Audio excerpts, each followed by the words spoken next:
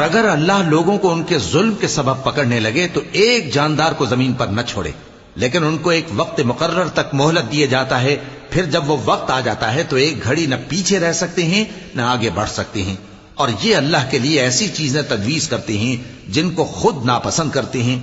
اور زبان سے جھوٹ بکے جاتے ہیں کہ ان کو قیامت کے دن بھلائی یعنی نجات ہوگی۔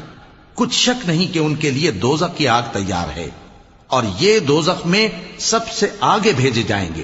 اللہ کی قسم، ہم نے تم سے پہلی امتوں کی طرف بھی پیغمبر بھیجے تو شیطان نے ان کے کرتوت ان کو آراستہ کر دکھائے، تو آج بھی وہی ان کا دوست ہے اور ان کے لیے عذاب علیم ہے۔ اور ہم نے جو تم پر کتاب نازل کی ہے تو اس لیے کہ جس بات میں ان لوگوں کو اختلاف ہے تم اس کا فیصلہ کر دو، اور یہ مومنوں کے لیے ہدایت اور رحمت ہے۔ اور اللہ ہی نے آسمان سے پانی برسایا، پھر اس سے زمین کو اس کے مرنے کے بعد زندہ کیا، بے شک اس میں سننے والوں کے لیے نشانی ہے۔